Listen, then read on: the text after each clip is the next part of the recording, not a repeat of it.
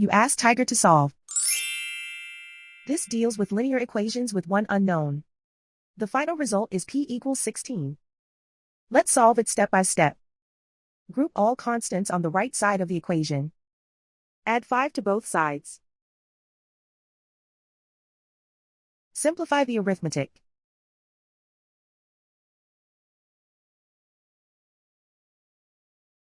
Isolate the p.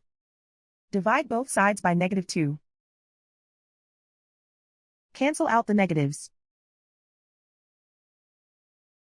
Simplify the fraction. Cancel out the negatives. Find the greatest common factor of the numerator and denominator. Factor out and cancel the greatest common factor. And so the final result is p equals 16.